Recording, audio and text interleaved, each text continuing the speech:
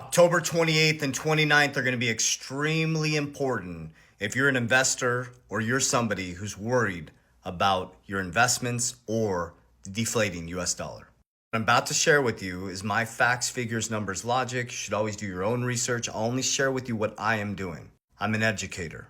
I'm here to empower you to do your own research, to make your own decisions, but I want to give you the facts so you can make informed decisions, not hype, not trying to get rich quick, because that's how you get wrecked.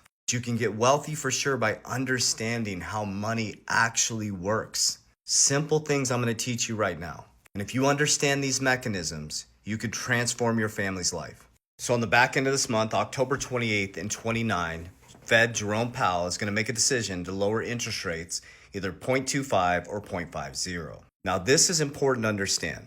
What you're not seeing is what's called inflation, which is hidden taxation. What you're not understanding is how these interest rates radically affect your buying power and your overall portfolio in the future as you go into retirement. So yes, this is exciting. This is going to make borrowing cheaper. That's the key. Write that down. It's going to make borrowing cheaper. We're controlled through interest rates, taxation, and a hidden taxation, which is inflation. When I started to learn this at a deep level with my banking experience and my understanding of why cryptocurrency, fixed supply assets, things like gold, silver, Bitcoin, XRP are going to be the new financial system. And I could see clearly why, because of inflation, taxation, and interest rates. So if he goes 0.50, that's going to be extremely bullish for the markets. If he goes 0.25, we're expecting that. But you have other catalysts happening. We're going to print more money than in history coming up. You're going to have a low interest rate environment, which is going to devalue your US dollar. That's why gold's at an all-time high. That's why Bitcoin's at an all-time high. That's why XRP is going to fly for many other reasons. So here's the key. When you see $1 million in your bank account, you see $1 million. But what you're not seeing is the hidden taxation, which is inflation. So your $1 million in your bank account actually went down 10% in value just this year, 2025. So your dollar went down 10% and Bitcoin went up 50%. So you see $1 million, but your purchasing power is eroding. It's hidden. So when you see a crypto asset, you see it going like this, and I see it going like this over the long term. You see this, and I see this. You see this in the US dollar, and I see this. So you're starting out in a hole. Every year they pour 2 to 3% inflation on top of you. So if you don't get a pay raise that beats 2 to 3% inflation, you're getting poor every single year. And then you have debt on the side, which is a backpack. So you're going to refinance all your debt. You're going to extend it out further because you're going to redo the loan. And you're going to become poor because you're adding rocks into your backpack. You're monetizing more debt on the wrong side. Inflation's pouring on top of you, which is hidden devaluation of your dollar. You're not in assets that are going to beat inflation. So that's how I make my decisions. Not off hype, not off get rich quick, off the fact that the system is changing. This is not our grandparents' economy. This is not our parents' economy. The American dream was alive when they were younger. Look at the wealth gap from 1971 to 2025, and look at the wealth gap from 2020 to 2025. The 1% became way wealthier, and the middle class got pushed down to the working poor. You need to make $140,000 a year to be middle class in America. And in Arizona, it's about $100,000 per single income to survive.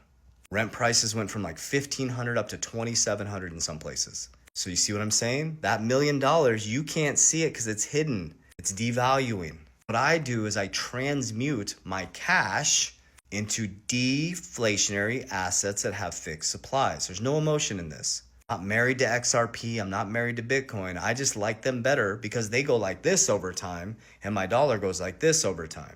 Well, the trick is you see this in the short term and you freak out because you see this in your bank account, but this is actually happening. Is this making sense? Comment here. So I created, and I'm trademarking, my system called Capel DR.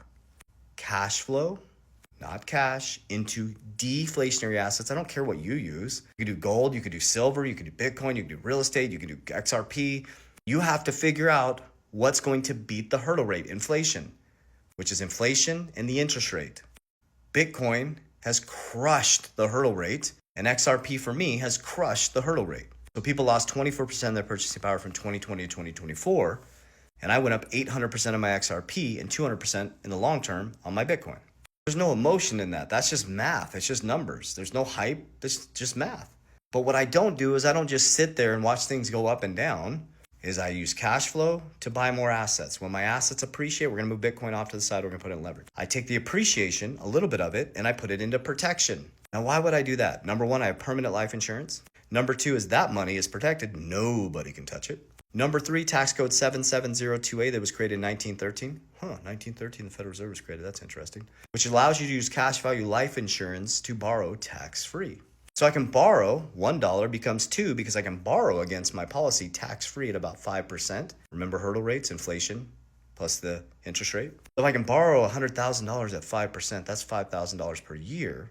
If I took that $100,000, and of course you have to wait a certain amount of time, you can't just put in and borrow, but just listen to the concept. So if I borrow at 5 and I put it in Bitcoin that grows 50% every year, I just turned $1 into 2 into 3. It's called leverage. You use leverage to become poor. You buy things that make the banks wealthier. I use leverage to buy more cash flow and more assets that make my family's future wealthier. So one man's assets, another man's liabilities. You just have to get on the right side of this. The problem is they didn't teach us this in school. It's indoctrination. It tells us to go to school, get a job, take 2 15-minute breaks, recesses, 30-minute lunch, and then take homework home. Sounds like corporate America, right? They teach you to get a good grade point average and then as an adult, have a good credit score. Well, why would they want you to have a good credit score? Because if you stay in debt, they become wealthy.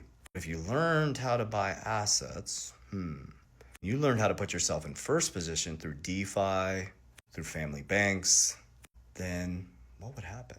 Maybe if they knew that if they empowered people, they become more powerful, it would work out. But it's never going to be that way. There's always going to be egos. There's always going to be power structures. Jesus said, who do we give, they tried to mock Jesus. Who do we give our taxes to? He's like, who's on the coin? It's Caesar. Give your taxes to Caesar, give to God what is his, give to me what is mine. The system's always been the same, guys. Energy is just moving from one place to another. Jim Rohn said you give $1 million to every person in society, it's gonna end up in the same 1%'s hands because lack of financial literacy. That's it. I added that in there. So that's what I'm doing, guys. System's changing. Been telling you since 2020. Been repeating the same thing over and over and over again. I post and I ghost and I get back to God, family, protecting my ecosystem at all costs and stay out of your business because I'm too busy working on mine. God bless you. I love you. As we always say, warriors, rise. Get your shit together.